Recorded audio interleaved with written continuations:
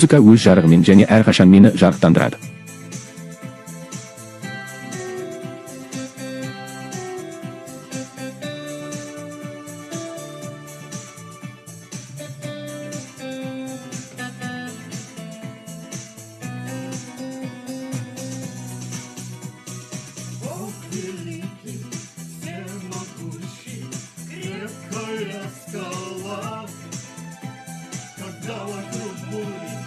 Давят проблемы, тебе укроюсь я. Светом своим ты путь освещаешь мне всегда. Өзінің күшімен аспандан мен мені осының бәрінде өзінен кейін алып жүреді, ұлы Құдай бәріне айналады.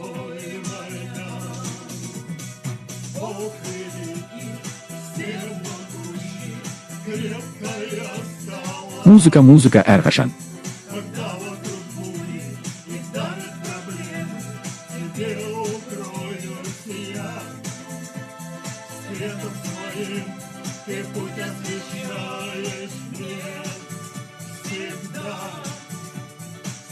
Сенің күшіңмен және аспан даңқымен мені өзіңмен бірге алып жүресің. Музыка махаббатта күш пен бақытты.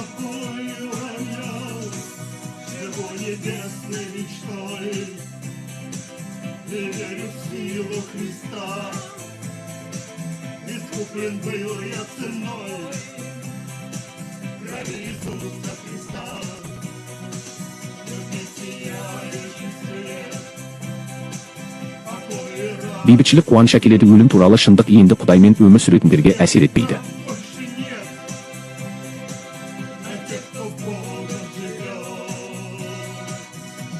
Музыка мен мәсіхтің күшіне сенбеймін, мен баспалдақ болған жоқпын, қалғанның бәрі.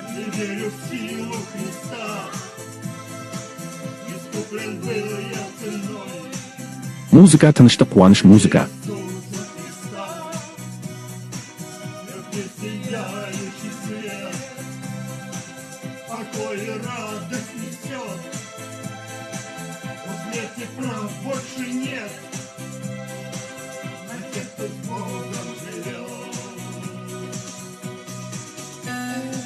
Қошемет музыка, сенің ұлылығың, құдіретіңмен даңқ пен жеңіспін.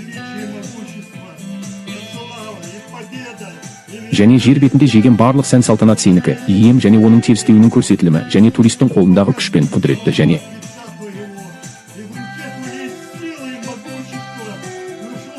біздің әрқайсымызға бата берді Иса Мәсіхке даңқ.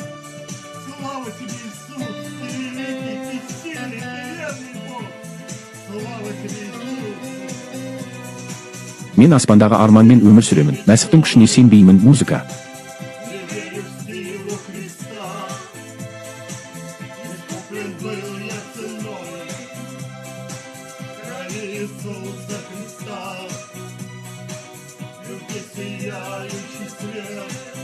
Музыка сүйемін, бейсенбі жарқырайды.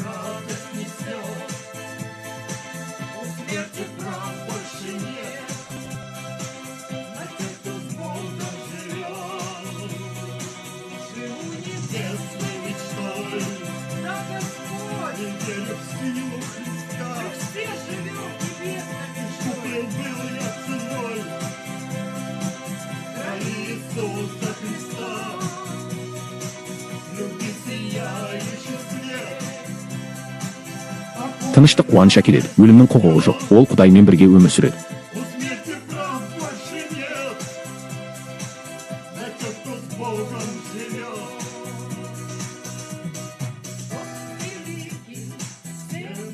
Музыка қанатының астында, сен мені жұбатасың.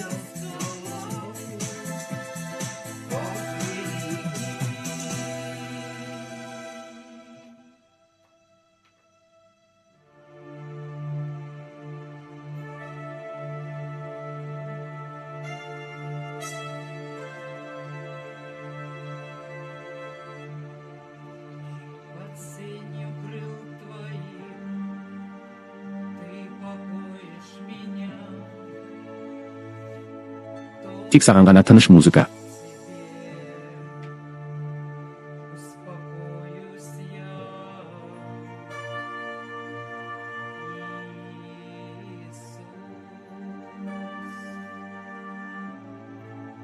Сен менің өмірімсің, музыка, сен мені тыныштандырасың.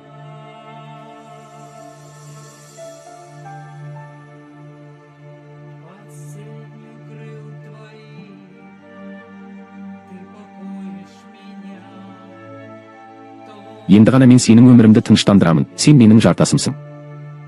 Успокоюсь я.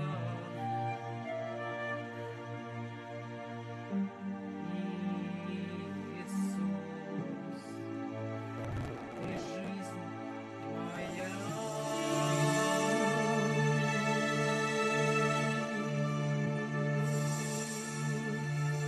Ты моя скала. Музыка Иса Шапала. Уповаю Мен саған музыкаға сенемін. на тебя. Мен менің үйім емеспін, қошемет музыка. Буду служить тебе.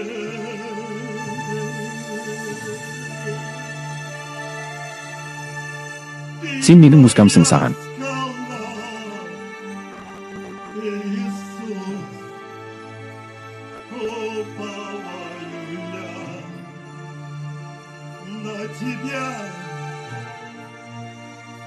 Музыка, қошемет музыка.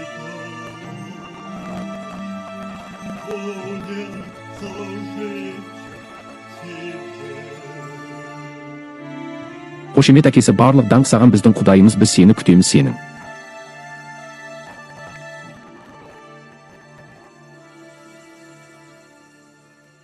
Отец, вся слава Тебе.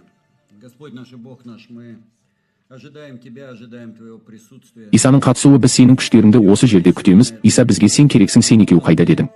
Ты сказал, где двое или трое Немесе үшеу сенің атыңмен жиналсаң, сен біздің арамызда боласың. Бізге сенің нақты қатысуың керек. Сенен басқаруыңды сұраймын. Тебя, поведи меня в этом слове. Мені осы сөзде, осы уағызда Раббым сөз сенен болсын, онда көктен күш болсын. Раббым менің. Им была сила с небес, Господь, проникать в наши сердца. Біздің жүрегімізге, бізді рух пен жанға бөлу үшін. Бұл жүрек сөзі біздің жүрегімізге себілсін. Ол бізге әкелсін. Чтобы оно сеялось в наших сердцах, чтобы оно принесло нам плод.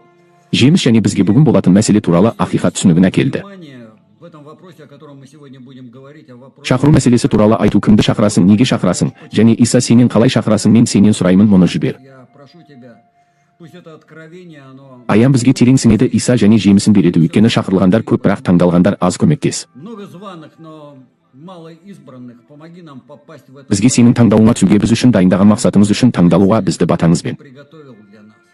Благослови нас Твоим благословением. Сенің батаңмен Иса бізбен бірге болып, мені баста, мен сенен сұраймын, және жібер. Я прошу Тебя, и пусть Тыңдаушылардың құлақтары мен жүректері ашық болсын. Иса сенің сөзің терең енсін Иса ішіне. слышать, Иисус, чтобы Твое Слово, оно глубоко проникло, Иисус, в нас. Біз және біз бұл қызметтен басқаша кеттік. Біз аян алу үшін аспаннан келген аянды мен сөйлеймін, бірақ сен. Откровение с небес говорить буду я, но Ты говори в сердца. Жүректерді айтасың, мен жақсырақ айтамын. Бірақ сен жүректер адамдарға айтасың, әке, сенен бізді күшіңнің рухымен майлауыңды сұраймын. Своим духом, силою, помазанием. И вся Және барлық даңқ тек саған тиесілі. Әмин. Бүгін уағызды мен атадым. Сегодня проповедь я назвал «Поговорим Сөйлесейік, про бірақ мен қалай атадым, қазір атауын табамын. Шақырудағы жол немесе сенің қайғың. путь в призвание или печаль твоего сердца». Жүрекке шақыру туралы сөйлесейік. Мен Құдай сөзінен принциптерді көрсетуге тырысамын. Я постараюсь показать из Божьего Слова принципы нашего избрания. Біздің сайлауымыз, бәріміз шақырылғанбыз, және Құдай бізді қалай қолдана алады, ол үшін бізге не керек? Что нам для этого нужно иметь? Әрине, Құдай бәрінде қолдана алады, тіпті сөз қолданады, бірақ мен ол туралы айтып отырмын. Я говорю о том, чтобы Біз Құдайдың біз үшін бірдеңе жасауға дайын, осы жоспарында біз үшін дайындаған тағдырымызға кірдік. который готов для нас сделать что-то, то, что сделать. Тек біз не істей аламыз, және оны біз үшін ешкім жасамайды. Жалпы тақырыпқа көшейік. Давайте вот к теме в общем. Значит, Исаның айтуынша шақырылғандар көп, бірақ таңдалғандар аз. Бұл Құдай таңдаған алғашқы принциптердің біріншісі. Құдай таңдамайды. Бог избирает, не берет всё по- Барлығын қатарылады, аз таңдалады. Міне, ол қандай принциппен таңдайды? Мен бірден айтпаймын. Бірінші принцип. Я тебе скажу сразу. Принцип первый. Құдай адам тұрғысынан ең жарамсызды алады. Қарт Ыбырайым мен Сара 99 жаста, Ыбырайым 90. Старый Авраам и Сара. 99 лет Аврааму, 90 Саре. Сара 89, иә. Ысқақты дүниеге әкелу ол кезде Ысқақтың туылуына ең жарамсыз нәрсе болған сияқты. Могло быть. На то время это были для рождения Исаака, это были Сара мен Авраам болған, бірақ дәл сол жерде жасырынып жүрген Ысқақ туылды. Естеріңізде ме? Шұңқырда жасырынып жүрген. прячущийся, помните, прячущийся в яме Гидеон. Магианикеннен жасырынып жүрген Гедеон бірдеңені соғып алды, бірдеңені қайрады, бірдеңені жасырды, бірдеңе істеді, сосын оған келді. Прятал, что-то делал, и к нему явился ангел. Періште және ер адамдар қандай күшті оқиға екенін айтады. Менің ер адамдарымнан жасырынып жүрмін. Бұл күшті ер адамдар сені тартпайды. Он сказал, муж сильный, вот с этой силой ты пойдешь. Яғни барасың Гедеонның соғысқа мүлдем жарамсыздығы оны дәл осылай қойды. Поставила его на самую как раз вот в роль полководца. Қолбасшы және жеңімпаз. Өйткені ол дайын болғандықтан емес, ол жауынгер болды. Батыл, дәл сол себепті ол. Отважным. Именно как раз потому, что он прятался от медианитов Магиатиндерден жасырынып жүрді. Ол Құдайды Гедеонға тартты. в Гедеоне. Пастух Шопан Дәуіт патшалыққа келді. Құдай Шопанды патшалыққа сайлайды, неге сайламасқа? пришел на царство. Бог избирает пастуха на царство. Почему бы не избрать кого-нибудь? Біреуді жақсырақ қызметке сол жерде қандай да бір адамдар болды. Бірақ ол ең кішкентайын, ең көзге көрінбейтінін алады. Тіпті Самое незаметное то, что даже братья не ағалары да байқамады. Құдай осы адамды алады. Мұса. вот этого человека. Моисей. Мұса тілі күрмелген. Мұса перғауынмен келіссөз жүргізу үшін таңдалды. Дәл тілі күрмелген үшін. Разговоров с фараоном. Именно заикание Моисея. Мұса ал Мұсадан қандай келіссөзші шығады десеңіз, ол тіпті тұтықпа болса да, бірақ ол барады. Если он заикается, но именно он идет говорить. Мұсамен сөйлесіп, кейін Құдай халқын шығарып, 40 жылдан кейін олы кереметтер мен белгілерге қызмет етеді. Дәл осы. Потом служит в великих чудесах и знамениях. Именно вот этот заикающий. Тұтықпа Мұса бұған аз жарайтын сияқты көрінді, бірақ Құдай оған осы күш пен билікті берді. Пригоден, но именно ему Бог дал эту силу и власть. Так что Сондықтан бүгін сен қалай ойлайтыныңды білесің. Мүмкін сәтсіздікке ұшырайсың ба? Менің ойымша, сен жақынсың. как тебе кажется, вот ты ближе всех. Барлығы Құдайға. Сен қандай да бір нәрсеге қаншалықты жарамсыз болсаң, соншалықты қуғынға ұшырайсың. На что ты годен по-человечески, тем больше ты годен с Божьей точки зрения. Құдайдың көзқарасы бойынша бұл музыка. Сен осы кезекте біріншісің. Құдайды білесің. Ты первый в этой очереди знаешь на Божье призвание. Шақырумен егер сен сәтсіз болсаң, сен Құдайдың шақыруына ең жақынсың. Сайланудың екінші принципі. Второй принцип избрания. Мәселеге біздің реакциямыз бойынша болады. Егер реакция Құдаймен сәйкес келсе, сен Если реакция совпадает с Божьей, ты будешь призван. осы мәселені шешуге шақырыласың. Сайлану әрқашан көпшіліктің бірінен болады. Яғни, егер Құдай саған түртсе. То есть, если Бог ткнул в тебя пальцем, Саусақпен бұл кездейсоқтық емес. Бұл оның таңдауы. Қазір біз бұл туралы оқитын боламыз. Оқуға тура келеді 1,5 баста. придется прочитать 1,5 главы, чтобы нам видеть. Біз бұл оқиғаны қашан көреміз, оны айтатын боламыз. Содан кейін біз ой жүгіртеміз. Потом мы порассуждаем. Біз бұл оқиғаны ашамыз. Бірақ осы оқиғаны көрейік. Мен бірінші тарауды оқымаймын. Бірінші тарауды толығымен және Первую главу полностью и вторую главу 9. екінші тарау 9 өлең, яғни біз үшін ерекше көп нәрсе. Для нас, но Бірақ біз бұл оқиғаны қалай еске алу үшін, бұл қалай это происходило. Я болды? Мен ешқашан бұл кітапты қарастырмағанмын. Неліктен екенін білесіз бе? книгу как, ну, почему угодно. Я вот, знаете, есть Университет бар, бірақ оның таяқтың трансформациясы сияқты емес пе? Иә, трансформация Дәуіт туралы егжей-тегжейлі уағыз бар. Давиду, там подробное вот это призвание. Музыка шақыру. Дәуіт өз шақыруына қалай келді? Иә, мен Как Давид пришел в свое призвание, да?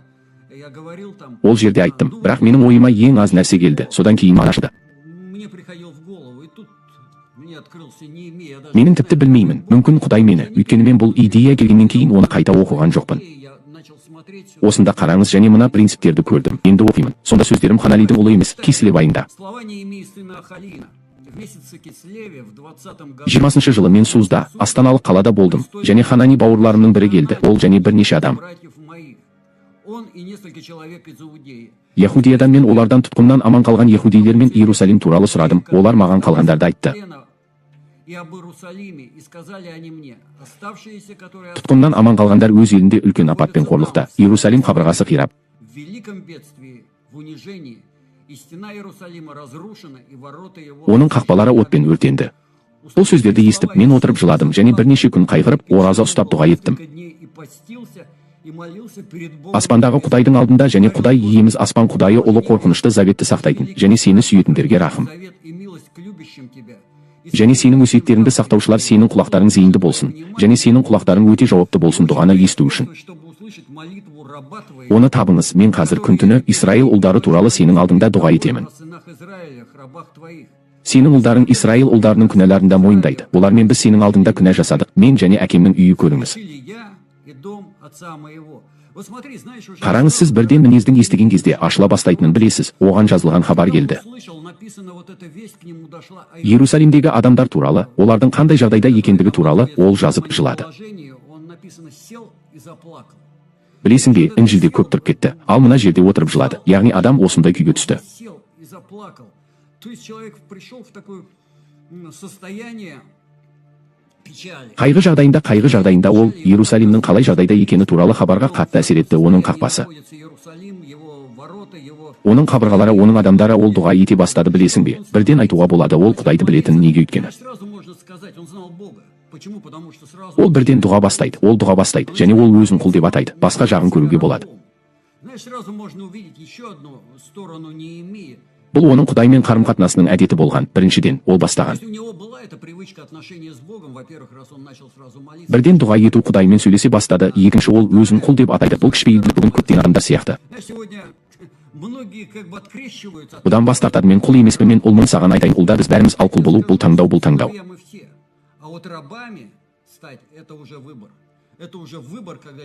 Аршекенде құл барады, бұл толықтай арнау, толықтай Құдайға арналу. Бұл сенің таңдауың, бірақ қашан? Міне осы.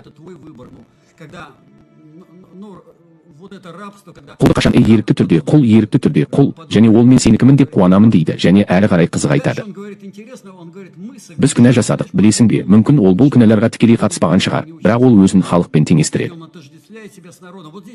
Мұнда Құдай кімді шақыратынының сипаты бірден ашылады. Сіз өзіңіз үшін бірдеңе қарастыра аласыз, өзіңізді қалай салыстыруға болады? Иә, менің олармен қаншалықты сәйкес келетінім, және жалпы менің көзқарасым қандай, мен жалпы заттарға қалай әрекет етемін.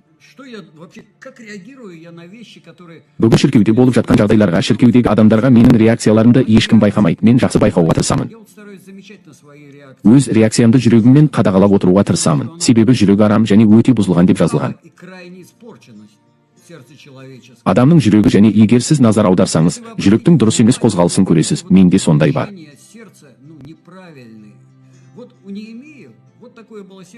Жүрек болды. Міне, мына үлгіге жүрегің қатты қайғырады. Бүгінгі күннің проблемалары.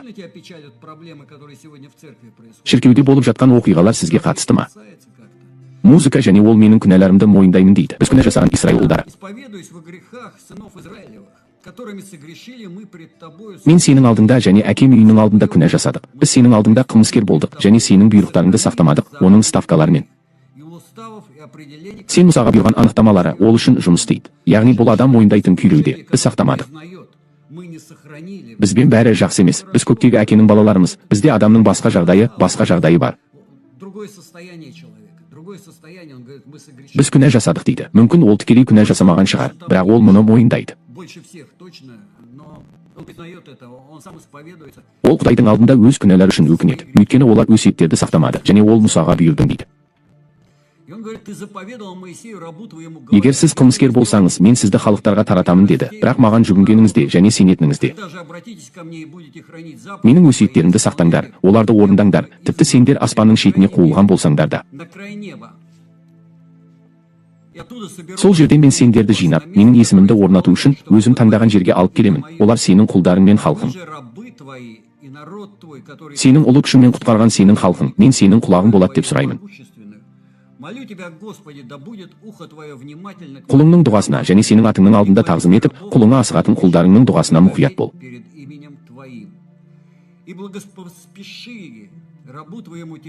Енді де оны осы адамның рақымына енгіз. Мен патшаның шарапшысы болдым. Патшаның 20-шы жылы айдағы музыка шанайыз, жүрегі оның алдында шарап еді. Мен алдым. Шарап беріп патшаға бердім, бірақ оның алдында қайғылы болып көрінбеді. Бірақ патша маған сенің жүзің неге қайғылы деді, яғни 7. Кесектен Нисанға дейін 7 ай өткеннен кейін бірнеше ай өтті, бірақ бет әлі де қайғылы, яғни білесің бе. Бұл мәселе жүрекке ауыр тиді, оның қатысы жоқ. Білесің бе, бізге мәселе құлаққа қалай түседі. Иә, бұл терең нәрсеге әсер етті. Иерусалим мәселесінің қатысы жоқ. Мәселе білесің бе, жүрегі мәселесі бізді қаншалықты тереңдетеді. Біз бұл мәселелерді көреміз бе? Немесе көрмейміз, және шарап алып шіркеуге берді, оның алдында мұңайған жоқ сияқты. Жақсы, патша айтты. Маған ертең сіздің жүзіңіз қазір мұңайып тұр. Сіз айсыз, бұл жоқ, бірақ жүрегіңіз мұңайып тұр. Міне патша көйім болды. Артаксер бұл қырағы адам болды. Ол бірден жүрегімнің қапалы екенін көрді. Мен қатты қорықтым, және патшаға, патша мәңгі жасай берсін дедім. Менің әкелерімнің қабірінің үйі, қаласы қаңырап бос қалғанда оның жүзі қалай қапаланбасын. Қақпалары отпен өртеніп жатыр. Патша маған не қалайсың деді. Мен көктегі Құдайға дұға еттім. Қараңыз, ол қайтадан дұға етіп жатыр. Ол Он делает ничего. ешқандай әрекет жасамайды. Дұға етіп патшаға айтпайынша, егер патшаға ұнаса және егер құл И если в благоволении раб твой перед лицом, сенің алдыңда жақсы болса, мені Яхудияға, әкелерінің қабірі жатқан қалаға жібер, мен оны қайта саламын. чтобы я обстроил его. Не имеет. Сенде жоқ, сен официанттың бәрін қалай жасамақсың, қайта саласың. Сонда маған патша мен патшайым айтты. И сказал мне царь, царица, которая сидела, Ол үшін отырған оның жолы қанша уақытқа созылады, және қашан оралады, және патшаға ұнады. возвратишься, и благоугодно было царю послать меня. Мені жіберу патшаға уақытты белгілегеннен кейін жіберу ұнады. Царю послать меня. После того, как я назначил время. После того, как Ол қай уақытта оралады деп айтпай тұрып, патшаға айттым, егер патшаға ұнаса, маған хаттар берер еді. царю благоугодно, то дал бы мне письма к заречному областу. Өзеннің арғы жағындағы облыс бастығы маған Яхудияға жеткенше рұқсат қағазын және косып патшалық сақшысына хат беру үшін. Сафу, хранителю царских лесов, Орман оның маған Құдай үйінің жанындағы қала үшін, қамал қақпаларына ағаш беру үшін. который при доме Божьем и для городской стены, и для Қабырға маған тұратын үй үшін, және патша маған Құдайымның жақсы қолы маған тигендіктен берді, мен келдім. рука Бога моего была надо мною. И пришел я к заречному области. Өзеннің арғы жағындағы облыс бастығына және оларға патшалық хаттарды бердім. Патша менімен бірге әскери қолбасшыларды атты әскермен жіберді. Вот это Құдай біледі, біз шақыруға кірген кезде періштелер мына бастықтарды жібереді, бірақ мына жауынгерлерді. ну, вот этих воинов, которые Құдайдың игі қолы онымен бірге болды. Сол сәттен бастап қараңыз, жарайды, осы бойынша аздап. Смотри, ну давайте немножко вот по этой истории поговорим. Қазір тарих туралы сөйлесейік, басқа тарихтарға тоқталайық, мен өзімнің музыкам туралы аздап айтамын. О своих вот Менің басымнан өткеннің бәрін Құдай байқауды жөн көрді. Құдайдың қанахандықтарды және оның достарын таңдамағаны. Бог избрал не Ханани и не его друзей, те, которые были там. Олардың барлығы сол жерде болған сияқты көрінді, бәрін көрді. Бірақ неге екені белгісіз, Құдай оларды таңдамайды. Мұның бәрін көргендерді. Все это, Олар жай ғана жұмыс істейді, хабаршылар сияқты. Олар пошташылар сияқты жеткізді. Бірақ бұл пошта оларға тиесілі емес. но вот эту почту не имея. Знаешь, вот Білесің бе, яғни оларға бұл әсер етпеді. Оларға Құдай нұсқамады, хана емес. их не коснулось, Бог не указал на них. Ханани, ты будешь. Сен көресің ғой, ол жерде не болып жатқанын. Неліктен? Почему? Неліктен екенін айтпаймын, бірақ шамамен солай көп бөлігі. Ну, вот так вот примерно. Вот большая часть современного... Қазіргі христиан дінінің бүгінгі күні, бірақ біз, иә, бұл өзі үшін өмір сүретін адамдар жай ғана темекі шекпейді, жай немесе мұны істейді. Просто не курят, просто не пьют, или делают это в тайне, как бы. Біздің құпиямыз аз темекі шегеді немесе ішеді, содан кейін өкінеміз, бірақ Как бы каемся, но... жасалған күнәлар үшін және біз қайтадан киелі өмір сүруге тырысамыз, содан кейін тағы да сол, біз қайтадан өкінеміз, сондықтан осылай шағады. И вот так вот течет вот это христианское... Христиандық өмір біз шіркеуге барамыз, дұға етеміз, інжілді оқимыз немесе оқымаймыз, және Құдай бізді қашан күтеміз. И ждем, когда Бог нас призовет. Шақырады және біз Құдай бізді осы күйден қандай да бір жұмысына қалай шығарады деп ойлаймыз. Выдернет в какую-то работу свою, во что-то заберет, и мы начнем... Біз Құдаймен бірге Құдай үшін Құдайдың ісін бастаймыз, бірдеңе істейміз, бір жерде бір нәрседе оған пайдалы боламыз. Как-то пригодимся ему в чем-то. Где-то он нас отметит. Біз осы күйде сырғып бара жатқанда, біз Ханан сияқтымыз, және бір жерде сыртта қаламыз деп айтамын. Мы скорее вот как Ханани, но где-то останемся за бортом. Біз күтеміз, білесіз бе, мен жай ғана сөйлесіп жатырмын, адамдар бе, не өмір сүріп жатыр. Ну, состояние, я просто разговариваю, люди, они, знаешь, как вот живут, и как повестка. Әскери комиссариатқа шақыру қағазын қалай күтеді? Иә, келеді, келмейді, келеді. Құдайға шүкір, келмейді де, Құдайға шүкір. Как бы... Міне, осындай өмірдің нәтижесі, осындай күйдің, білесің бе, күнәдан азаттық, ол келмейді, келмейді, және бәрі. Ну, не приходят, и все, пока мы Біз бастамайынша біз осы процеске кірмейінше келмейді, және үнемі осы. не приходит, и постоянный вот этот, ну, преследование. Адасқан сүрінетін күнә, және міне адам онымен ондаған жылдар бойы айналса. С ним десятками лет может провозиться. Жизнь Өмір қандай да бір діни арнаға түседі, ол ерекше өзгермейді. Біз жай ғана өмір сүреміз, біз білесің бе, бірақ мәсіхшілер. христиане, христианствующие. Христиандандыру, емен шақыру процесін бастау үшін бізге жүрегімізді қайта құру керек деп айтамын. Нам нужно... Басында не? Вот в начале, что было отличало... Бұл қандай деп ерекшеленді, менде жүректің өзгеруінен басқа ештеңе жоқ. Иә, өзіңе қамқорлық жасаудан. В чем перестроиться, да, от заботы о себе, Өзінің өмірі Құдайдың қамқорлығына ауыстырылсын. Менде Құдайдың ханандағысы туралы қамқорлық жасаудан басқа ештеңе жоқ. заботился о Божьем Ханане, ну, о своем рассказал. Оған Құдайдың проблемалары туралы айтты, осы хабарды жеткізді. Сонымен болды. Сонымен ол әрі қарай кетті, бірақ ол жазылмаған жерге отырмады. Но не имея сил написано, заплакал. Жылап, ораза тұтып дұға ете бастады, және Құдайдан осыған бірдеңе жасауды өтіне бастады, және өзі. И сам Байқаңыз, ол әлі де өз өмірін қалай болса да, сіз патша кезінде өмір сүресіз, әрі қарай өмір сүресіз. Жоқ, ол өз өмірін алады және Нет, он берет и свою жизнь отдает. береді. Ол мені жібер дейді. Міне, біз көбінесе келіспейміз, білесіз бе? Не болған емес, әрине, сіз. И то, что произошло, конечно, у Неемии, кто Бұл кітапты толығымен оқитын адамның өмірі осы істен басталуымен өзгерді. Оның жауы болмады, ол өзіне гүл шоғын құйды. Сіз патшаны қалай асырайсыз? Патшаны сонда қоректендіріп, оның сынықтарды сынып, қалыпты өмір сүрді. Жалпы оқу алынау керек пе? Жарайды, сен ары қарай өмір сүр. Жоқ, ол өзіне алады, және ол қабырғаларды қалай салғанын оқыңыз. Бұл қалай? Ол жұмыстан жатқандарды сақалдарынан сүйреп, оларды жұмыс істеуге мәжбүр болды. Осы қабырғаларды тұрғызу үшін не істеу керек? Бұл Құдайдың жұмысын жасау үшін оған қанша күш салу керек болды?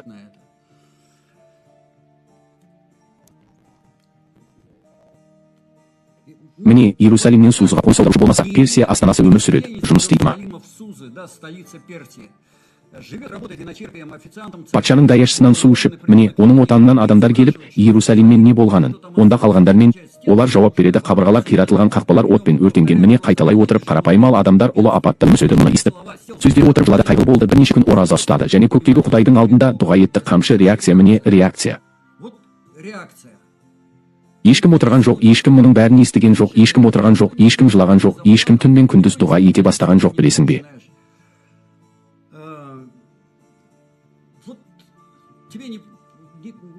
Білмеймін, бүгін шіркеу сол Иерусалимге ұқсайтын сияқты көрінбейді. Міне, мен шіркеуге қарап отырмын, шамамен соны көріп тұрмын. Сол евангелиялық дәрменсіздік, білесің бе, қорлық пен даңқсыздық бүгін сөйлеу.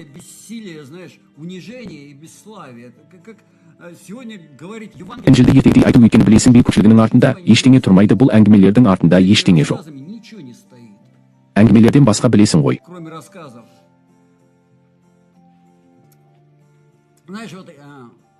Бір кездері мен оңалту орталығына түстім. Міне, бірінші түскен кезде бір уақыт бойы түспедім, Құдай мені сол жерге апарды. Ал келді, яғни ол жер қатты ұнады. Мен ойлаймын, міне, сол адамдар әдеттегідей, ақыры мен қалыпты адамдардың арасындамын. Адамдар жарты жылдай маған бәрі керемет болып көрінді, кейбір адамдардан басқа. Ол жерде мені қатты ашуландырған, әсіресе бір адамды қуғым келді. Міне, мынаны да қумақшы болдым. Оның аты Олег еді. Менің ойымша, осы Олегті қуса, бұл жерде жұмақлай. Жай ғана жұмақ сияқты, маған бәрі ұнады, бірақ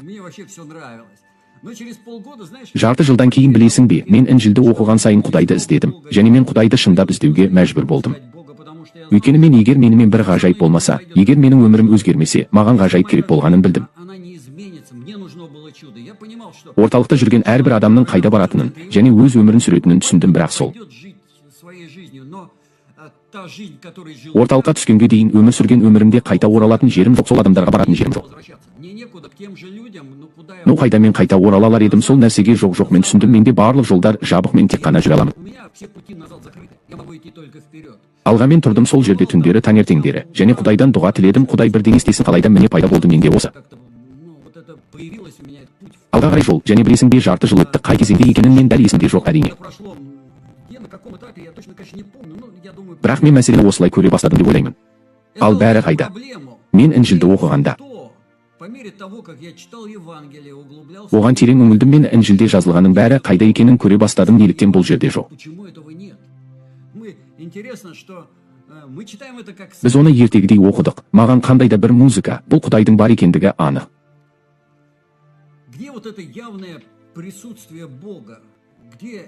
Нақты кереметтер неліктен маған ол туралы үнемі айтады, бірақ мен оны шынайы өмірде көрмеймін, мен оның жұмыс істегенін көрдім. Оңалту, жарайды, оңалту бағдарламасы, бірақ неліктен киелі кітапта жазылған нәрсе жоқ. Егер біз киелі кітапты оқысақ, егер біз оған сенсек, неліктен бұл жоқ, білесің бе, қызғаныш мені қайғыға салды, міне, бұл қайғы келді, мен Құдайды көргім келді.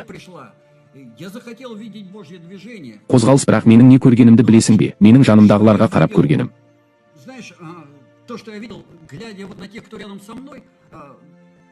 Ешкім мұны көрмейді, бәріне бәрі бір сияқты, ал мұнда не бар, сен тағы не қалайсың, бәрі жақсы. Дұға етеміз, ораза ұстаймыз, дұрыс өмір сүреміз, тағы не болу керек? Әрине, басқа нәрселерде болу керек деп жазылған. Құдай қайда екенін, қайда көрінетінін, және бірдеңе болып жатқанын көргенде білесің бе, міне осы. Адамдар олар бірдеңе көре бастағанда орталықта бірдеңе дұрыс болмаса, олар кетіп қалатын, енді мұнда не? Бәрі кетіп қалды, мен істедім, мен ораза тұтып, дұға оқи бастадым, және күндіз түні дұға оқыдым, және күндіз түні білесің бе, күндіз. Бәрі дұға етеді, шақырудағы жолдардың бірін қаласаңыз, түнде дұға етіңіз, ешкім тұрмағанда тұрыңыз. Барлығы ұйықтап жатқанда, ешкім дұға етпейтін кезде, міне, бұл дұға ету, бәрі дұға еткенде, және біз де сондамыз. Молятся все, и мы тоже там. Ну, Сенен қалай бөліп аласың, сонда сені қалай бөліп аласың, Құдай түнде тұрғандарды көреді, ұйқысын бұзғандарды көреді. поет ночью. Те, кто нарушает свой сон, вырывает это. Жұлып алады, бұл бәрінен де күштілерді жемейді, бәрі ұйықтап қалды, ал ол ұйықтамайды, түсінесің бе? Все легли спать, а он не спит. Понимаешь, вот, а как тебя ты хочешь, чтобы Бог заметил? Ну, Дәл осылай болады. Егер сен осы жаққа қарай ерекшеленсең, Құдай байқайды деп ойлайсың, қандай да бір ақылды әдемі. какой ты умный, красивый, ну, Бір способный. нәрсеге қабілетті, бұл Құдайға керек емес, бұл емес. Сенің Құдайға деген сенімің, Құдайға сенуіміз бұл. Твое доверие Богу, когда мы молимся, это ведь доверие, это вера. Сенім бұл біздің ішімізде көріне бастайды, және Құдай бұл адаммен бірге болуға болатынын түсіне бастайды. Что вот с этим человеком можно иметь дело. Іспен айналысу, себебі ол бірдеңе істейді, оған бірдеңе қоюға болады, оған тапсырма беруге болады, және ол өзіне күреседі. С собой он будет это делать. Мұны істейді, және білесің бе, маған Құдайға келгенімді айтқан, және осыған шағымданған нәрсе. Мне Бог сказал, когда я Богу приходил и жаловался на эти проблемы, я говорю, Господи, Проблемалар мен Құдай ием, мен мұның сен екенін көріп тұрмын. Мұнда бәрі киелі кітап бойынша дұрыс, бәрі жақсы, бірақ неге? но почему нет тебя? Сенің неге жоқсың, Құдай, неге жоқ, ғажайыптар неге болмайды, неліктен бұл болмайды, Құдай маған қызмет ете бастағанда баста деді. Служить ты. Начинай ты это. Сен мұны істейсің, және бір жылдан кейін мен қызмет ете бастадым, мүмкін реабилитациямен бұрын бастаған шығармын, бірақ Начал раньше, конечно, самой реабилитации, но официально... ресми қызметшімен бір жылдан кейін болдым, қалай білесің, қалыпты өмір сүрдім. Знаешь, вот Неемия, он тоже нормально жил, как, знаешь, как у царя за пазухой там жил. Ол Иерусалимнің осы жағдайын көргенше, оның жүрегі Құдайдың есімі қорланып жатқанына жауап берді. Мен де солай болдым. Вот меня то же самое коснулось. Мен сізге ең қатты әсер еткен нәрсені айтайын. Бұл менің көргенім, менің шақыруым Құдай бар жерде басталады. Вижу я, призвание начинается там, где Бог... Құдай сіздің проблемаңызды көрсете бастағанда, оның ауырсынуын сезінуіңізге сенеді. Где Бог начинает тебе показывать свою проблему. Увидеть проблему, которая требует решения. Когда Бог... Құдай саған өз қайғысын және қалауын ашқан кезде, міне, біздің мәселеге реакциямыз, біз көптеген адамдарды көреміз. Проблему, мы ее вообще видим. Вот многие не видели этого. И Мұны көрмеді, оларға бәрі жақсы сияқты көрінді, оларға бәрі бір, және біз бірдеңе істей бастаймыз. что-то делать. Как Неемия, знаешь, Сен білесің бе, ол қайғырып, дұға ете бастады, және ораза ұстады. Құдайдың мәселесін өзіңіздікі деп санайсыз ба? считаешь ли ты Божью проблему своей? Вот Міне, Құдайдың мәселелері, бұл оның қайдағы бір жердегісі, ол үшін немесе сен бірден қайдағы. или ты сразу, где видишь Божью проблему, Құдайдың мәселесі, сен оны өзіңдікі деп санай бастайсың, сен бұл туралы бірдеңе істеуің керек. ты должен что-то сделать с этим. Кем дегенде қайғыру, дұға ету, ораза тұту, міне, бұл мәселе маған әсер етті, білесің бе, Құдайдың айқын қатысуының жоқтығымен. Вот меня коснулась эта проблема, знаешь, отсутствие явного Божьего присутствия. Я вижу, Бога нет, Құдайды көріп тұрмын, бірақ бәрі жақсы сезінді. Ешкімде сұрақ туындамайды, бірдеңе болу керек деп ойлаймын. что что-то должно быть. Я думаю, написано... Жазылған мен ойлаймын, жазылған ғой, аурулар айығады, жындар кетеді, өліктер тіріледі, мұның ешқайсысы жоқ, және воскресать. Ничего нет из этого, и все делают вид, что... бәрі жақсы көрінеді, бәрі кімге сенеді, не жоқ, мен ойладым, егер інжіл шын болса, ол жұмыс істеуі керек. Правда, оно должно работать.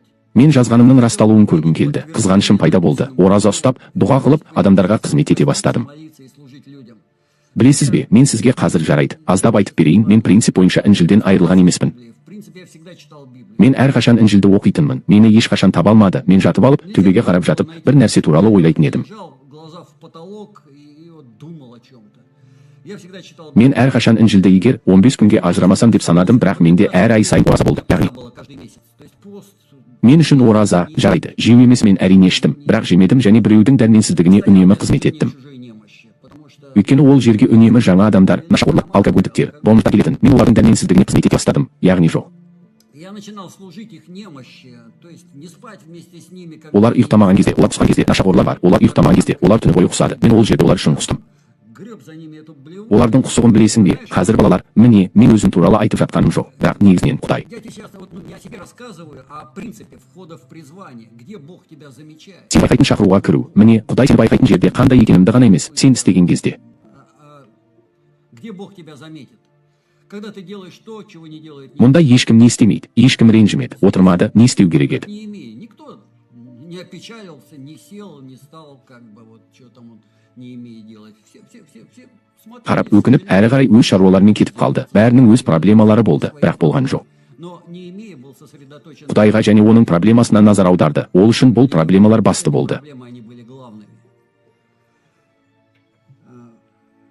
Білесің бе, егер сен проблеманы шеше бастасаң, Құдайдың шешімін көресің, табиғи жолмен қолжетімді. Естественным, доступным способом Музыка бұл табиғаттан тыс нәрсе. Біз әрқашан осы платформада күтеміз, білесің бе? платформу. Мы ожидаем всегда, вот знаешь, у многих... Көптеген адамдарды көріп тұрмын. Олардың бәрі кесіншектер. Сонда мен бірдеңе істей бастаймын. что-то делать.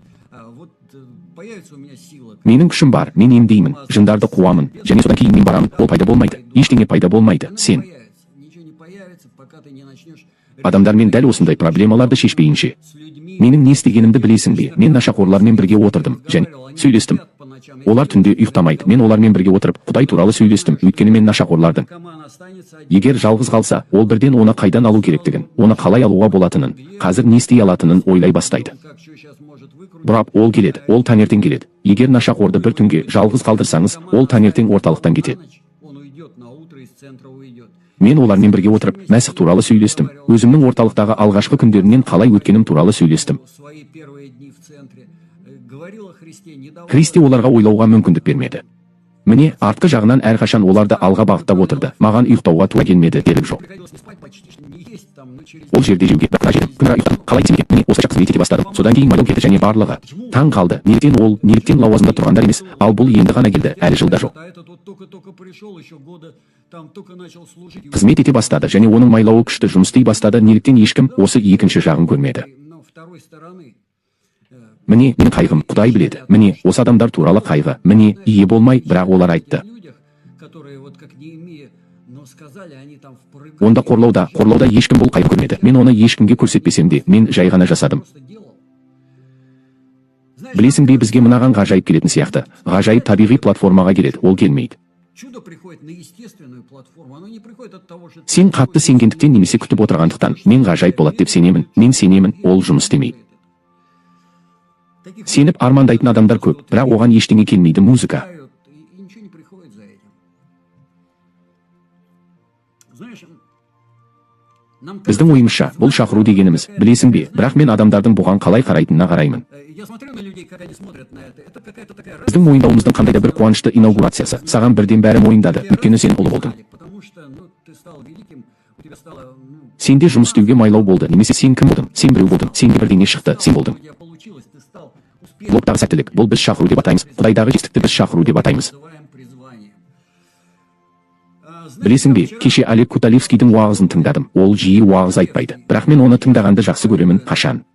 Но я его вообще люблю слушать, когда он проповедует. Уағыз айтады, бәріне кеңес беремін, ол сирек уағыз айтады. Бірақ терең нәрселер айтады. Ол жерде ол сөйледі және ол Вещи говорит. Там он говорил. И он говорил-то о басқа нәрсе туралы айтты мейлі. Мен ойлаймын, қызық, ол шақыруды қабылдады. Ол басқа нәрсе туралы айтқан сияқты, бірақ бір жерге тиіп кетті. но коснулся где-то и призвания. Және шақыру ол жерде білесің бе қалай айтқанын айтты. Ол шақыру бірдеңе істеу емес дейді. Он, знаешь, как он сказал? Он говорит, призвание – это не что-то сделать.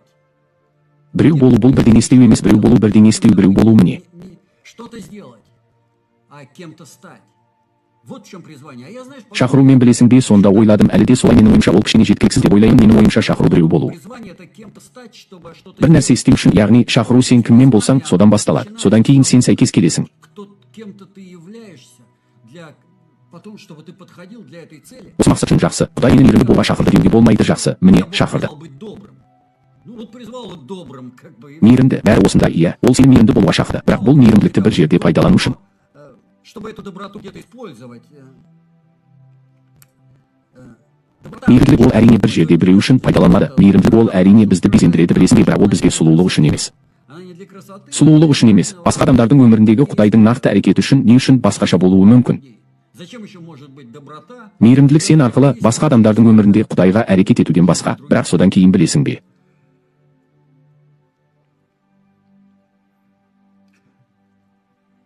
Но потом, знаешь, вот этот... Ол менің ойымша алтын қағиданы ашты. Міне қазір мұқият тыңдаңыз, ол бір ашқан сияқты мен ойлаймын, жарайды, міне ол. Он как бы раз и открыл, я думаю, ну да, вот оно. Он говорит, Ол сен кім болуың керек болсаң, сен ешқашан істеу керек нәрсені жіберіп алмайсың деп айтады. да, не Мен әмин біз деп ойлаймын. ты должен сделать. Я думаю, аминь. Аминь. Нам нужно стать... Біз кім болуымыз керек? Біз әрдайым шақыруды қалай жіберіп алмау керектігін ойлаймыз, бірақ оған қалай жетуге болады. В него попасть. А кем я призван? Мен кім болуға шақырылдым? Иә, егер сен кім болуың керек болсаң, шақыруыңды жіберіп алмайсың, сен оның жанынан өтіп кетпейсің. Тебе Бог не дает Саған Құдай жігіттерден өтуге мүмкіндік бермейді. Құдай үшін қандай діни нәрсе жасау керек? религиозного для Бога. Что бы мне поделать? Да ты даже не... Жасау керексіз, одан кетпейсіз. Қашып құтыла алмайсыз. Мен қаштым, тыңдаңыз. Ол мені ұстап алды. Бәрібір мені орнына қойды. Свое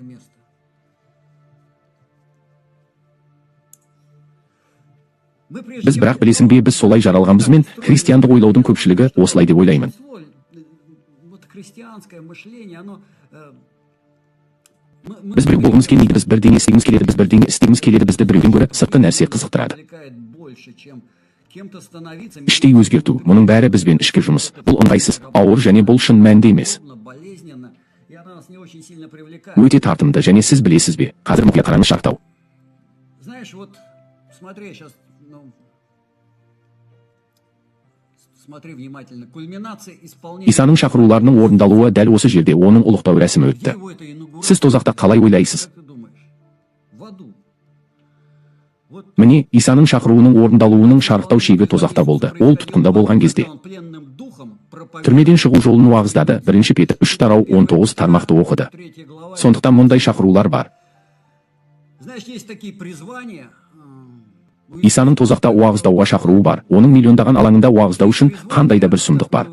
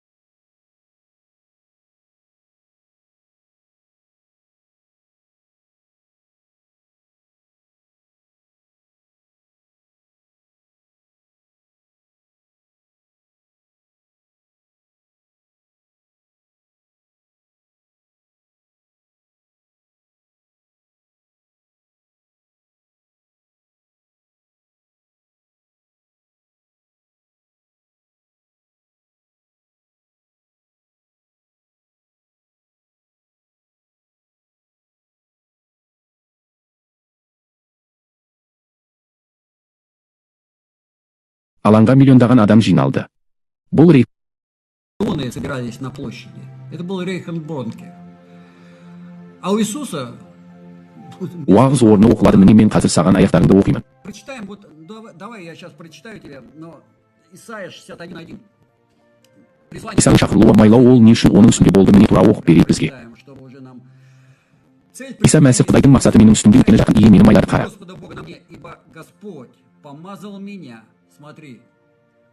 Кедейлерге жақсы хабар тарату үшін мені жүрегі жаралыларға емдеуге жіберді. Сіз кедейлерге жақсы хабар тарата аласыз. Жүрегі жаралыларға емдей аласың, бірақ егер сенің жүрегің жараланса ғана. Егер сіз өзіңіз кедейліктен өтсеңіз, сіз жасай аласыз. Бұл процесс, бұл дайындық процесі, сіз одан өте алмайсыз. Бай уағыздау сіз оған айта алатын ештеңе емес, егер сіз кедейлік маусымынан өтпеген болсаңыз. Музыка бізге бостандық пен түрмедегілерге түрмені ашуды уағыздайды.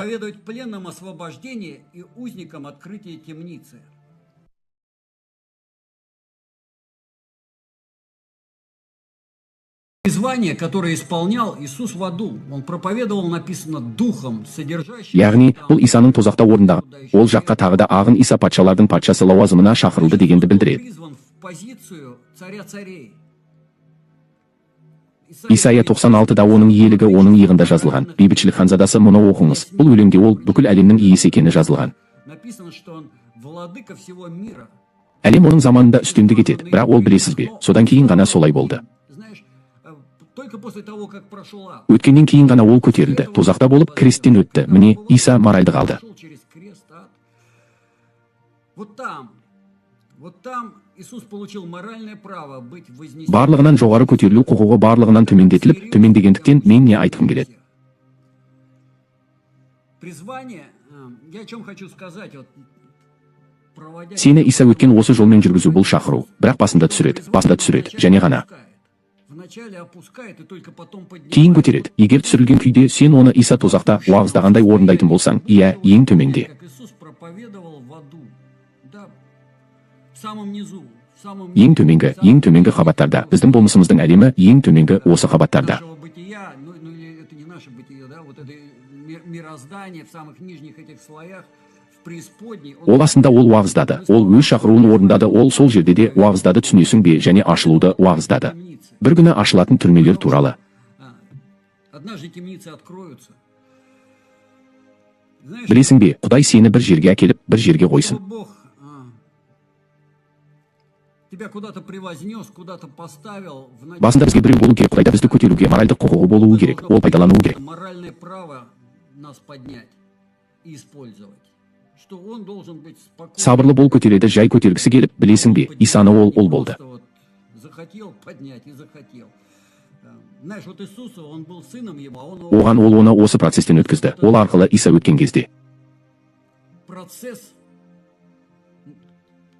когда через него Иисус прошел, то написано, Ол өзін өлімге дейін басып көтеріліп, патшалардың патшасының тағына отыру үшін өзін басып алды деп жазылған. на этот престол царя царей стать. Әлемнің басында болу үшін ол ең жоғары шыңға көтерілу үшін ең төменге түсуі керек еді. Самый верх.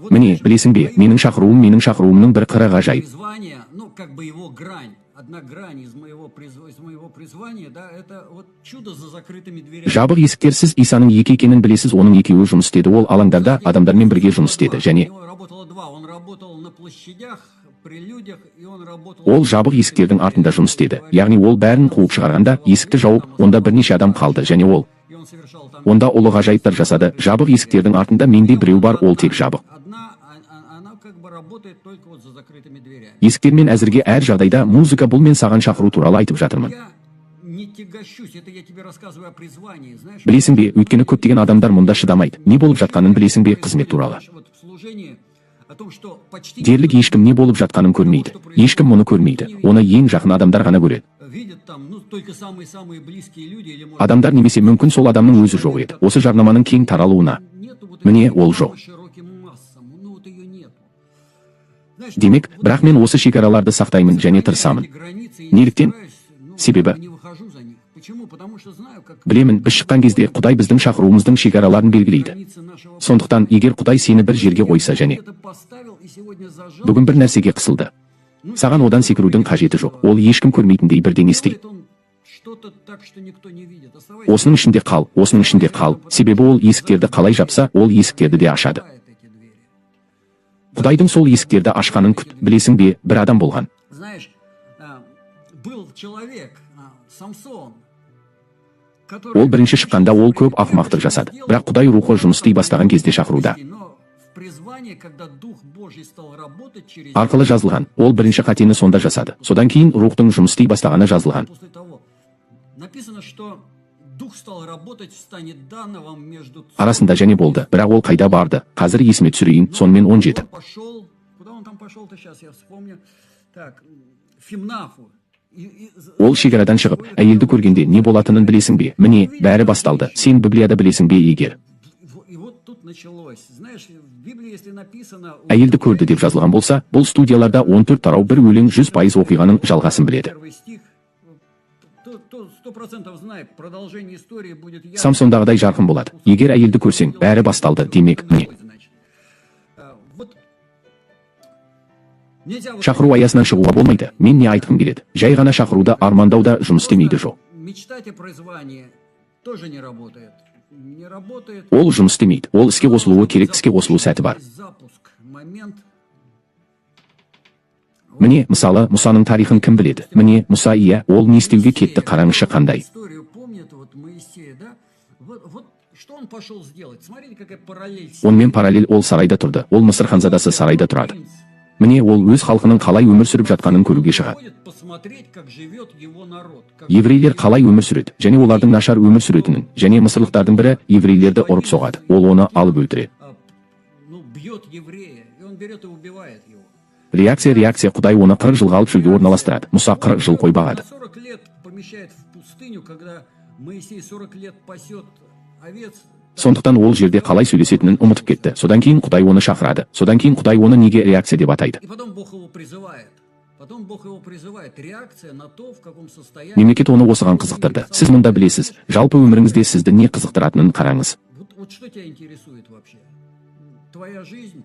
Бұл қандай жақсы, бірақ мен сізге қызық болғанша айтамын, біздің өмір басы бұл басы балаша бастама бұл жақсы.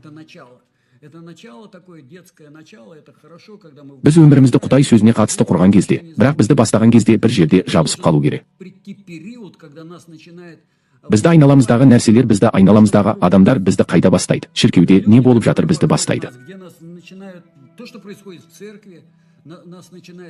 Толқу міне музыка. Мұның не екенін білесің, сені мазалаған нәрсе сені мұңайып, бір күннен артық ренжітеді. Не үшін ораза ұстап, намаз оқып жүрсің? Сіз мұны Құдай патшалығындағы кейбір мұқтаждықтардың шешілуі үшін жасайсыз болды. Құдайдың мұқтаждығы, егер мұндай нәрсе бар болса, егер сіздің өміріңізде мұндай нәрсе болса, онда сіз бұл процесті қазірдің өзінде бастап жатырсыз. Бұл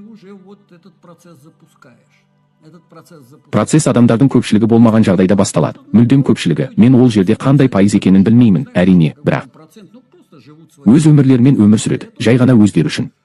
Мен де солай өмір сүрдім, бірақ Құдай мені осындай жағдайға қойған жоқ па? Мен өзім үшін өмір сүрудің мәні жоқ екенін түсіндім, білесіз бе? Менің ойымша маған ештеңе жоқ.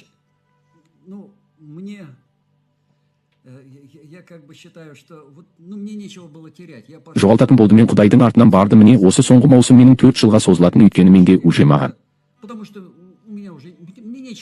қалдыратын ештеңе жоқ, құрбандық шалатын ештеңе жоқ, мен жай ғана бардым, Құдай мені осы жағдайға қойды, мен ойлаймын. Білесің бе, егер бұны бастасам, ертерек істедім, ертерек қашан менде бірдеңе болғанда, егер мен сонда қойсам, өзім айттым, мен барамын. Мен сенің артыңда бәрін қалдырамын, және бизнесімді қалдырамын, және бәрін қалдырамын, мен саған қызмет етуге барамын. Құдайға қарағанда әлдеқайда жақсы болар еді. Мені ол жерден құлақтан сүйреп шығару керек еді, бәрін қирату керек еді. Менің ол жерде болғанымды және содан кейін қызметке қою керек еді. Мен ойлаймын, егер мен бұрын осындай болсам, мен мұны түсінемін, сен түсінесің бе? Мен мұны түсінемін, бірақ кем дегенде менде болған кезде ешқандай қалған жоқ. Мен енді менің бір мағынам бар екенін түсіндім. Иса Мәсіх бәрін емізге арнау керек, енді міне бұл. Әрине, иә, ол сияқты көбірек арналған адамдар бар. Оның оны қалдырмауға болатын орны болды. Онда өзіңіз үшін жұмыс істеңіз, патшаға даяшы болып қызмет етіңіз. Жылы болғаның орнына жел басыңызға соқпайды, тамшыламайды, тойымды тағы да. Енді барлық жағынан бәрі жақсы, және сен тағы да патша кезінде ешкімге түспедің, сенің байланысың бар. Бірақ ол мұның бәрін тастап, жұмыс істеуге, жыртуға, музыкаға барады.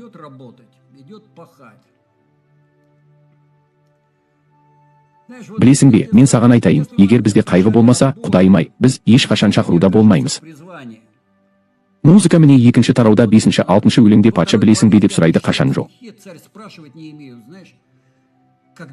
Қайтып ораласың, ол оған сұрақ қояды, және біз бұл сұрақтан өтіп кетеміз, қашан ораласың, және онда. Мен уақытты белгілеген кезде патша оны босатады деп жазылған, білесің бе, мен саған айтайын, мұнда маңызды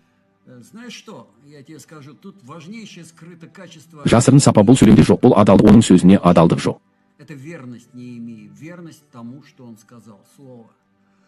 Сөзіңізге адалдық. Дәл қазір ойланыңыз, Құдай сөзіңізге сене алады ма, жоқ па?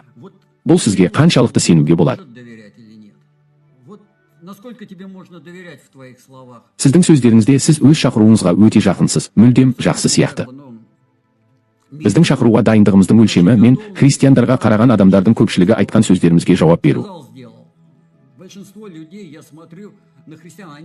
Осыны сақтайды, олар мұны айтады, тіпті айтқандары туралы ойламайды, ал кейбіреулері келесі күні адамдар. Құдайға қызмет ететіндер, олар мыңдаған кафедралар үшін айтатындар деп аталады. Келесі күні олар бәрін ұмытып кетті.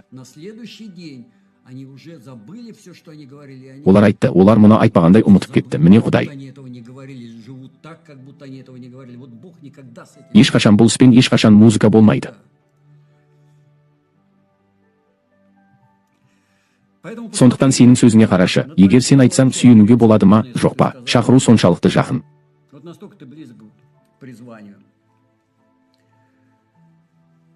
Если бы Егер царь патша до бұған этого- дейін білесің бе, мен саған айтайын. Егер патша бұған дейін көрмеген болса, Вот до того, как Неемию он увидел печальным. мұнда адалдықты көрген жоқпын сөздерде, оның сенімі жоқ еді. Ол оны жібермейтін еді, ол оған сенбейтін еді. Сен оның не екенін түсінесің. Понимаешь, у Неемии, вот они Міне, олар оның сөзіне берік екенін білетін еді. Міне, бәрі сенің сөзіне берік екенін біледі. Міне, саған тексеріп көруге болады. Вот, пожалуйста, тебе проверь себя, можешь. Өзіңді көре аласың. Біз неге Құдай мені таңдамайды деп ойлаймыз. Мен сондай әдемімін, сондай ақылдымын. Почему меня? Только за словами, ну, Сөздермен бірақ біз айттық ертең есімде жоқ, біз сөздерге жауап бермейміз. Ал Құдай үшін бұл бастысы. это главное. Знаешь, Білесің бе, қара, ең азы бізде жоқ сияқты көрінді, бұл лауазымға жарамды қабырғаларды салуды түсінесің. казалось, Неемия меньше всех был годен на эту должность, понимаешь, строить стены. Қақпаларды салу керек еді. Сонымен қатар ол жерде қорғану керек еді. Өйткені ол жерде жаулар бар. Егер сіз одан әрі болсаңыз, бірде-бір жазылмаған. Оқисыңдар, бір қолымен кірпіш қалап, екінші қолымен семсер ұстаған, олар семсер ұстап туған қолмен салған. Они строили родной рукой, держа мечи в другой. Міне, олар солай істеуге мәжбүр болды. Ол кем дегенде әскери адам емес еді. Ол инженер де, қолбасшы да емес еді. Ол ешкім де емес еді. Ол Он был официантом. даяшы болды, және Құдай оны неге таңдайды? Өйткені оның Почему? Потому что у него была печаль. Құдайдың қайғысы бізде бар ма? Жоқ па? Патша оған береді, оған патша тапсырманың орындалмауына билік береді. Нет. И царь дает ему, царь дает власть для исполнения задания. Міне, қараңызшы, бір қарағанда адамның өміріне қарасаңыз, жалпы алғанда ол да Посмотреть на его жизнь, он в общем-то и не готов. дайын емес оған, оның бар болғаны қайғысы, адалдығы және Құдаймен қарым-қатынасы болды. Міне, осылар. Вот эти вещи, вот они главные. Бастысы, міне, Кислевтегі дұға мен Кислев айындағы арасында 7 ай кідіріс болды. Иә. Между молитвой в Кислеве, да, в месяце Кислеве, до разговора с Патшамен әңгімелесу 7 айға жуық кідіріс бар. Бірақ біздің күнтізбе бойынша бұл айырмашылық шамамен. идет. Ну вот эта разница по нашему календарю, это примерно 6 ай сіздің шақыру жолы төзімділікті қажет ететінін білесіз. Бәрі оңай жұмыс істемейді. Призвание потребует выдержки. Невозможно, не работает все просто и быстро. Жылдам үзінді бұл келесі сапа күту қабілеті өзіңді жұлқып алмау, қолды түсірмеу және жоқ. Дождаться.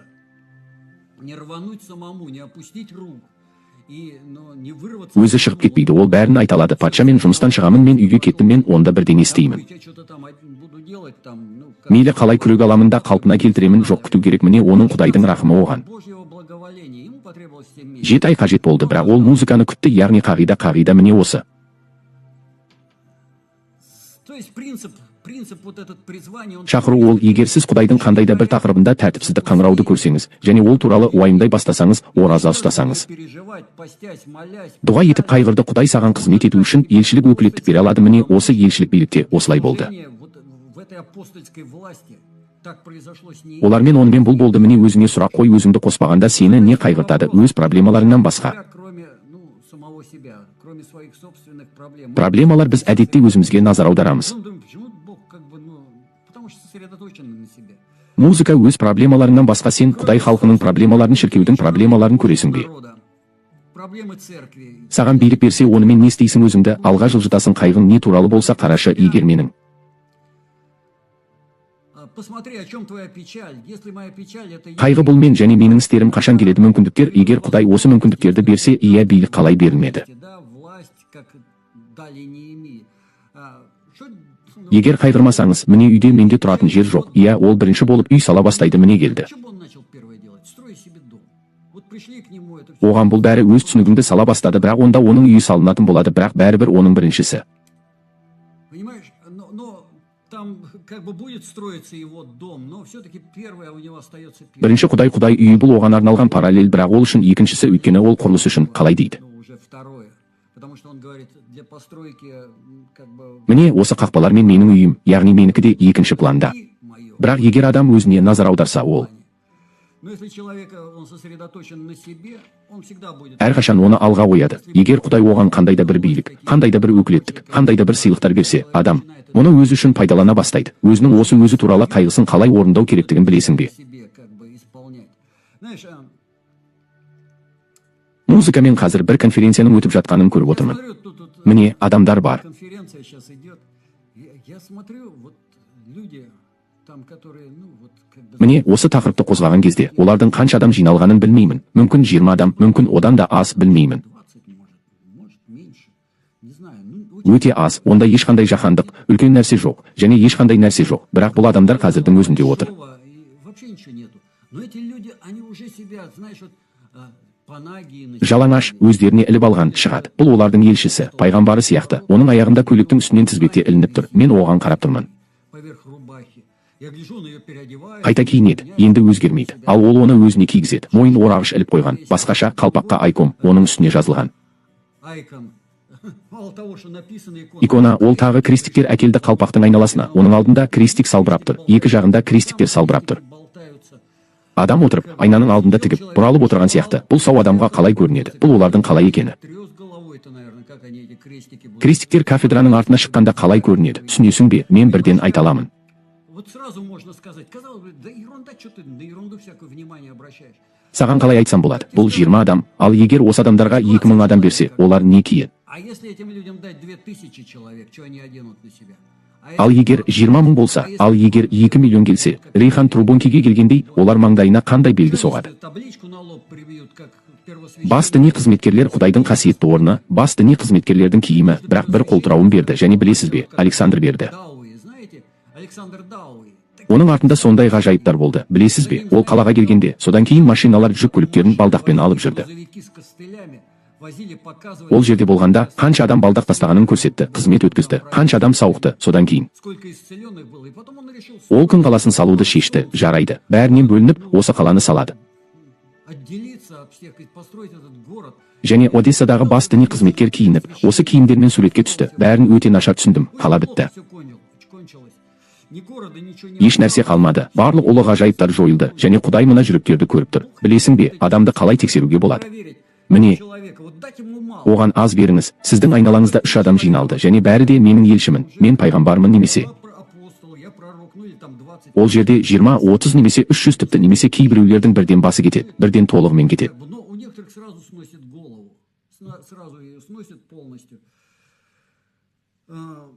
Міне, бұл адамдар Құдайдың жұмысы үшін жарамайды. Олар өздерінің діни қызметтерін сала алады. Не годятся. Они могут строить свои религиозные служения. Бірақ Құдай үшін мұндай адамдар жарамайды, және мен де білесің бе деп ойлаймын, тұтқында болмау туралы бірдеңе болды. Думаю, тоже знаешь, вот Неемия в плену был о чем-то своем попечали. Мұңаюға өйткені оның да мәселелері болған шығар. Мейлі ол патшаның даяшысы қызметінде болса да, бірақ ол Құдайдың қамын ойлайды. Печалит Божье. Білесің бе, Құдай бізді шақыруға үміткер ретінде қашан байқайды. Біз оның мәселелерін көріп, қалай бастаймыз. Его проблемы. И как-то начинаем их решать. Оларды өз деңгейімізде шешеміз, алдымен қайғырамыз, содан кейін дұға етеміз, және жіберіп аламыз, содан кейін тағайындау аламыз. Назначение. Потом, понимаешь, Түсінесің бе, тағайындау аламын, сол жерде дұға етемін, және жайыламын, және қалғанның бәрін істеу дұрыс емес еді. нет, так не работает. Бәрі керісінше жұмыс істейді. Бұл нәрселерді тоқтату Иса Мәсіхтің принципін түсінесің бе, музыка. Иисуса Христа. Иисус Христа печаль. Қайғы әкесінің ісіме бұл жоғалып бара жатқан адамдар Иса әкенің қайғысын шешу үшін өзін құрбандыққа шалады. Отдает себя в жертву, чтобы решить печаль отца. Он не Ол своим өз істерін шешпейді. Егер ол өзін шешсе, ол айқышқа барама еді. Білесің бе, бүгін адамдарда Құдайға деген шөлдеу толып тұр. Сегодня полно вот жажды у людей Божьей по славе. Құдайдың әлсізі. Все хотят Барлығы оянуды қалайды. славы. Барлығы Құдай қозғалысының даңқын, Құдай күшін қалайды. Бірақ мен саған қайғысыз шөлдеу екенін айтамын. Я скажу, что жажда без печали это год. Мақтаншақ шөлдеу, және бұл шөл даңққа жеткенде бір Құдайға не болатыны белгілі. Дорвется до славы. Что будет одному вот Богу известно. Бог знает, поэтому и Сондықтан да жол бермейді, өйткені одан не болатынын біледі. уже знает, что Қайғысыз шөлдеу, әлсіреген шөлдеу. Да, жажда без печали, жажда о славе Божьей. Құдайдың қозғалыстары Құдайдың осы қозғалысқа жетуі, және онда қайғы жоқ. Тек осы шөлдеу Құдай одан не болатынын біледі. Жажда, ну Бог знает, что из этого получается. Қайғы дұрыс мотивацияның көрсеткіші болып шығады. Патша қайғылы жүздердің жоқ екенін байқады. Царь заметил печаль на лице Неемии. Письма Хаттар деректер аймағы жоқ бастығы бар, және бұл қалпына келтіруге апостолдық билік білесің бе жоқ қайғырмайды. Знаешь, нет печали, не получим мы Қайғысыз ешқандай апостолдық өкілеттіктер билік күші ала алмаймыз егер біз қайғырмасақ тек. власти, силы, если мы не печалимся, а только жаждем... Қандай да бір даңққа құштармыз, жақсы көбінесе Құдай туралы сенің даңқың туралы айтады, бірақ өзіңді дәріптеу бірақ қашан бар. Славы, но прославление себя. Но когда есть печаль... Қайғы қашан қайға келеді, сонда бұл нағыз мотивация, адам өзінікі емес Құдай үшін қайғырады. Что человек печалится о Божьем, а не о своем. Білесің бе, бүгін Мәсіх шіркеуіне қарап, сені бір нәрсе қайғырта ма, жоқ па, көре аласың. Глядя на церковь Христа сегодня. Музыка мен официант Құдай туралы мөріне ие болмай, барлық князьдерден жоғары болды деп айтпаймын. За свою печаль о Божьем стал выше всех князей. Исраильдің барлық князьдерінен жоғары. Егер бүгін шіркеуде еден жусаңыз, ертең сіз үшін бұл туралы айтады.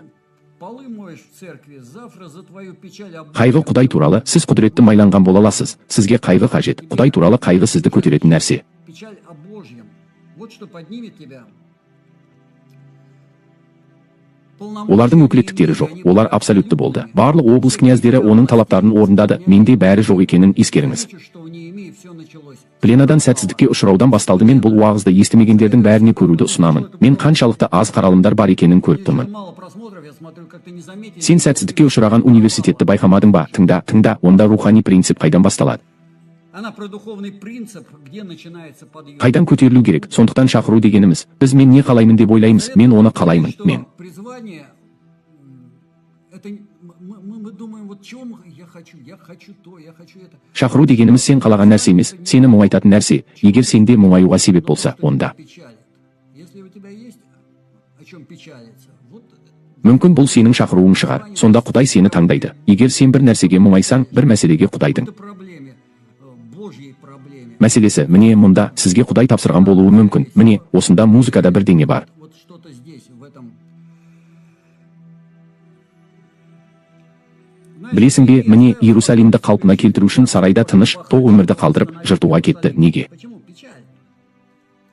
Біз көбінесе өз қайғымызды шешеміз. Неге шіркеуде күш жоқ? Өйткені Құдайға қызмет ету бүркенішімен біз өзімізге қызмет етеміз. Служение Богу, служим себе, своим. Біздің құмарлықтарымызға, ақшаға, адамзаттың даңқына, жайлыққа бізді қабылдау үшін жақсы көрді, құрметтеді, бізге әрқашан шақыру. Уважали.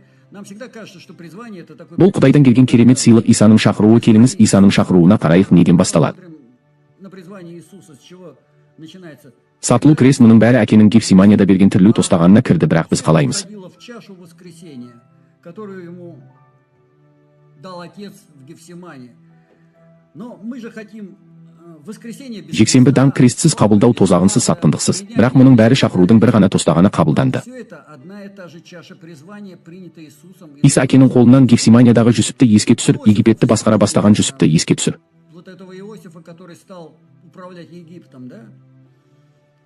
Ағайындылардың сатқындығы, құлдық түрме. Сен мұндай жалғыздыққа дайынсың ба? Сен осындай тостағанға дайынсың ба? Оны қабылдауға дайынсың ба? Готов принять ее. Вот мы хотим... Біз бірден ұлы даңқты жерден бастағымыз келеді. Ал сен осыдан өте аласың ба? Что, где мы великие, славные, а вот эту ты сможешь пройти? Вот я, ты... Мен сен бәріміз кімнен өтуге дайынбыз, өйткені бір шын аяқта екеуі де бар. В одной чаше есть и то, и другое.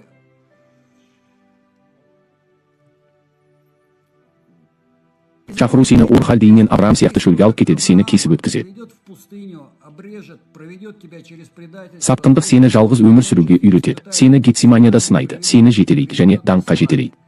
Бұл өмірде болмаса, Не в этой жизни, то... онда мәңгілік. Дәл Иса, ол қайғы қасіреттің адамы, сонымен бірге қуаныштың адамы. Ишая 5311. И радости. Исайя 53:11. Мүмкін қайғы қасіретті, ауруды, сонымен бірге оның жарасына қуаныш пен күш қуатты бастан кешірген адам. Біз сіздердің қуанышыңызды, қайғысыз білулеріңізді қалаймыз. Бұл жақсы, бірақ сіз оның қаншалықты жақсы екенін түсінесіз. Бірақ қайғысыз қуанышы енді Мәсіхте болмаса, бұл енді Мәсіх емес. Когда радость без скорбей, это уже не во Христе. Это уже Бұл енді Мәсіхтегі өмір емес, Мәсіхтегі өмір бар. Екеуі де қайғылы адам, ол қазірдің өзінде қуаныш адамы, ол адам. муж радости. Он муж смерти. Өлім және ол жексенбіде ол екеуінен де өтті. Бірақ біз көбінесе қайта тірілуге дайынбыз. Но мы чаще готовы вот только к воскресению, только к... Тек музыкаға ғана қуаныш, білесің, біз дайынбыз, міне. Знаешь, но то, что мы готовы вот к чему-то, вот к этой чаше, Міне осы музыка тостағанына біз Құдай бізді кім деп көреді? что мы стали тем, кем Бог нас видит, свидетельствует... Біздің жағдайға реакциямыздың куәсі бізде жоқ сияқты, ол барлығымыз қондық, мен аяқтадым жалпы. Все, мы приземляемся, я закончил, в общем-то. Егер бізде Құдаймен бір реакция болса, қандай да бір жағдайға біз кім болуымыз керек едік, егер сіз осыған қарасаңыз да. Кем должны быть. Если ты смотришь на эту же ситуацию, на Құдай которую қарайтын жағдай және сіз де әрекет етесіз, сіз Құдай шақыратын адамсыз. ты тот, кого призовет Бог. Знаешь, Білесіз бе, және Құдай бізді жасайды. Егер біздің реакцияларымыз түсе бастаса, ол бізді өзінің даңқының көрсеткіші етеді, міне ол. операторами своей славы. Вот здесь он делает нас. Бізді қайғыға душар етіп, онымен бірге бір мөріміз бар жерде. Біз оны демонстратор деп ойлаймыз, өйткені сіз жақсысыз, жарайды. Еще какой-то там... Қандай да бір нәрсе жоқ. Бізде бір қайғы болған кезде, және біз бір нәрсе жасай бастаймыз. Міне, Құдай жасайды. Қараңыз, оның жоқ. Неемия. Міне, қалай жоқ. 52 күнде қабырғаларды қалпына келтірді. Адами тұрғыдан алғанда бұл мүлдем По-человечески это было вообще не... мүмкін емес, жарайды. Қаланың айналасындағы қабырғаларды 52-ге қоюды елестетіп көріңізші. Олардың жаулармен үнемі бірге болған қаражаттармен. Постоянно при врагах, которые... Мұның бәрін тоқтатуға тырысқан. Бәрі де күлкіге қарсы шықты. Бұл құрылысқа қарсы емес. Которые, ну, все вышло против Неемии, против этого строительства. Қабырғалар мен терезелерді қалпына келтіру қарашы. Оның қалай жоқ екенін ол түні бойы жұмыс істеді. Ол түні бойы тексеріп, іздеді. Сол жерде жазылған. По ночам написано там... Осы кітапты оқыңыз. Бұл жүрек қандай еді? Соншалықты үлкен қайғысы болды. Так, насколько была велика его эта печаль, это... Ол Құдайдың қалпына келтіру керек болған мұқтаждығына қаншалықты қатысты. Сондықтан Құдай шақыру келеді. Сондықтан Құдай таңдайды.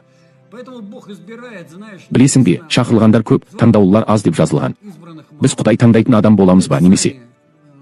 как бы или становимся тем, кого изберет Бог, или не становимся. Біз болмаймыз, сондықтан, жалпы, мен бәрін айттым. Бұл туралы бірдеңе алуды шешу сіздің ісіңіз емес. Твое дело решать, брать с этого что-то, не брать. Бұл саған көмектесе ме, жоқ па? Мен бұған жауап бере алмаймын, әрине, міне. Не поможет, я, конечно, не могу отвечать за это.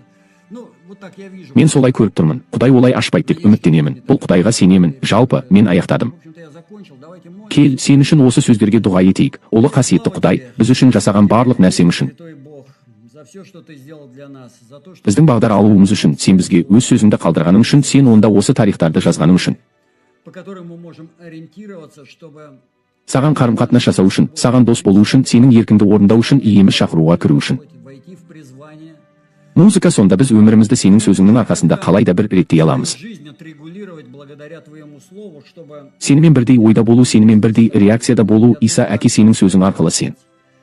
Иисус, за то, что через слово свое ты исправляешь нас, Біздің жүрегімізді түзетесің, сен бізді бағыттайсың, бұл біздің өміріміздің картасы бойынша бізді жетелейтін компас, рахмет. по карте нашей жизни. Спасибо тебе. Саған бізге тауларды, аңғарларды, құлдырауларды басып өтуге мүмкіндік беретін, саған өйткені біз сенің сөзіңде адамдар бар екенін көреміз. Что в твоем славе есть люди, которые Олар сіз оларды неге әкелгеніне мүлдем дайын болмады, сіз ештеңе білмейтін нәрсені бәрінен жоғары көтердіңіз. ничтожное, ничего не значащее, выше всего.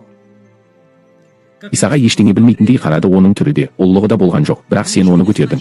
Не было в нем ни вида, ни величия, но ты поднял его, ты опустил Оны түсірдің, иә, және оны көтердің ең жоғарыға. Әке, біз сізге мұны істегеніңіз үшін алғыс айтамыз. Отец, мы благодарим тебя за то, что ты сделал это для нас. Мы Біз үшін біз сенің айтқаныңның артынан баруымыз керек. Менің артымнан еріп, орындықты алып, менің артымнан еріңдер. Біз бұл жолды көреміз. мы видим этот путь. Ол бізді алдымен төмен қарай жетелейді. Бірақ содан кейін біз бұл тостағанды толығымен қабылдауға келсек, міндетті түрде жоғары көтереді. Принять эту чашу полностью. Әке, барлық даңқ тек саған, ұлы қасиетті Құдай, біз саған осы жерде болуың үшін алғыс айтамыз, және барлық На даңқ. этом месте. И вся слава, она Ол тек саған, Иса, саған рахмет, әумин. Музыка.